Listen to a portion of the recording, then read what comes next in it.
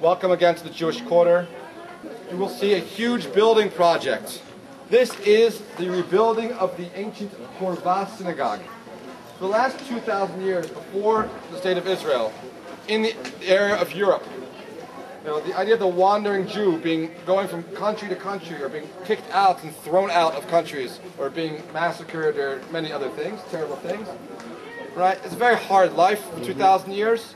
Amazingly, actually, together, we're still a people to come back to a land 2,000 years later, unprecedented in history.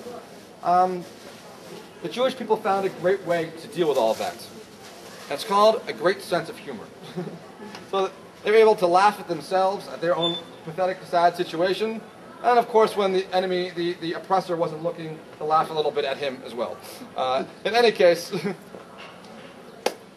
every single synagogue in the Jewish Quarter has a joke about it. Right? That's one of the great things, is to hear all the jokes. I would like to tell you a joke about the big, famous synagogue right now that's being rebuilt right now. And to understand the synagogue, and to understand the joke, you have to understand 17th century Poland. Now, 17th century Poland was a terrible place to be a Jew. The people who come here to build this synagogue originally are going to come out of 17th century Poland at the end of the 17th century. And why are they leaving? Guys, in 1648, there was a huge revolt called the Cossack Revolt. A guy named Bogdan Khmelnytsky, not so important his name, but the fact that on his way to trying to kill the Russian overlords, they found some 50 to 100,000 Jews hanging out, and so they killed all of them as well. All right? Terrible times.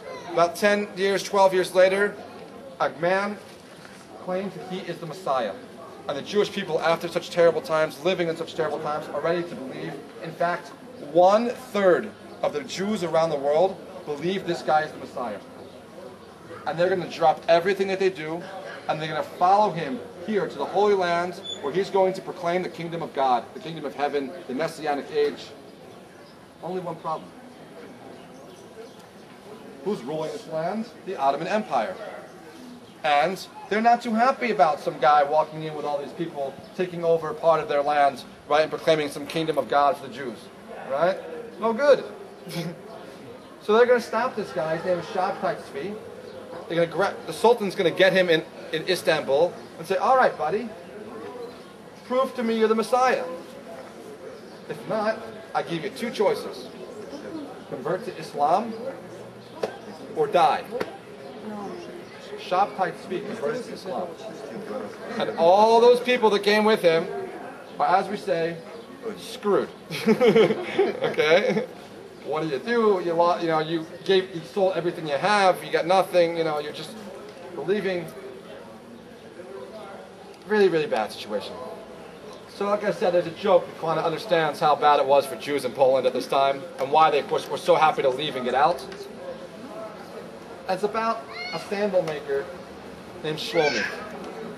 And this sandal maker named Shlomi, he's living in a small little village in Yiddish, which is the local language for the Jews. It's called a shtetl.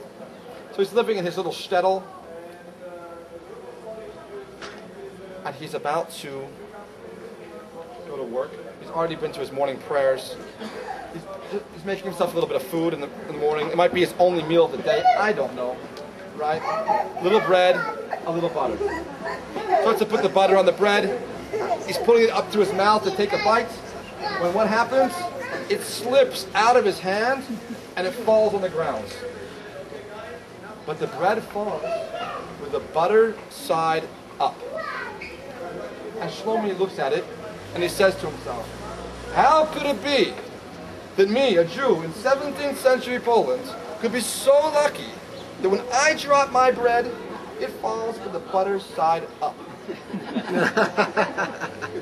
I better go ask the rabbi, the Jewish leader. Drops everything, forgets about going to work, runs back down to the synagogue, the Jewish house of prayer, finds the rabbi. Rabbi. Yes. He tells the rabbi the story. Rabbi looks at him. Shlomi, we have here a situation. I agree with you, it does not make sense that a Jew in 17th century Poland would be so lucky. I have an idea, but I think we better send this to the council. Gets a rider, gets on the horse, goes to the great council, Jewish council in Krakow, one of the big cities of Poland. Takes him 2 days just to get there. Arrives at the council, everyone in the council, the great rabbis, they're studying and they're learning and they're debating, right? And they're yelling and they're screaming and they're doing whatever they're doing. He walks in, finds the guy at the front, the head guy, gives him the notes. Head guy opens it, looks at it, strokes his beard, probably somewhere down here, for a second. Everyone's quiet. Rabbis, colleagues, we have a situation. For the next 3 days, they are going to debate back and forth. What happened? Or how was this Jew in the shtetl so lucky? Right? Doesn't make any sense. Finally, after 3 days, they come to what they think is the only logical conclusion. They write it down, give it to the writer, and he's off back to the shtetl. 2 days to get there, and by this time, the entire town, the entire village, the entire shtetl is sitting outside the synagogue. They can't sleep, they can't eat, they can't work, they have to know. How could this have happened? Of course the word got out, right? Rabbi gets the note from the writer, opens it up, nods his head, strokes the beard, right? Calls over Shlomi. And everyone, just like you guys are right now, completely quiet. The ears are in, wanting to know what happened. And trust me, to get a whole bunch of Jews quiet, get 3 Jews quiet, it's like almost an impossible thing to do, right? And the whole village wants to know what happened. Calls over Shlomi. Shlomi, it's as I suspected. You're a Jew in 17th century Poland. There's only one possible explanation to all of this. Shlomi, you buttered your bread on the wrong side.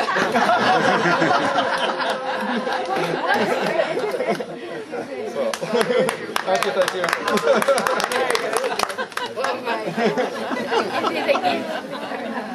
So, 30 years later, right?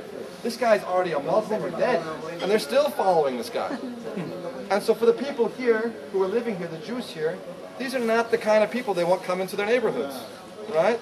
This is not so good, right? So what do? They don't help them. And these people arrive penniless with nothing. 500 of their number actually died on the way. 1/3 of their people died on the way, right? And not only are they penniless at this point, within 3 days they're leaderless because their rabbi, their leader, did the great dishonor and of dying 3 days after he arrived. So now they're really in trouble. They're going to borrow money from the local Arabs to build their synagogue. But after 20 years of not paying them back, right, which would cause a big housing crisis or whatever crisis, that we have today, think about 20 years, right, of not paying them back, the Arabs are going to come in and destroy the entire synagogue. They're going to burn it down, all the holy books, here about way a long time ago. And not only that, they are going to kick out all the European Jews from Jerusalem for the next 140 years. And only in the 1860s are they going to arrive back again to rebuild the synagogue. Fortunately, this time they're not followers of the Shabtai Tzvi guy, this character. They're just your regular Jews. And they're going to rebuild the synagogue much as you see it now today. And for the next 84 years, this is going to be the #1 synagogue. The #1 meeting place for Jews in the Holy Land. But in 1948, the Jordanians, they are going to force all the Jews out of the old city. The Jewish order is going to fall in a momentous, historic battle. The Jews will be thrown out, and the Jordanians, 3 days later, will blow up 58 synagogues, schools, hospitals, important buildings. One of them, of course, the Chorva synagogue.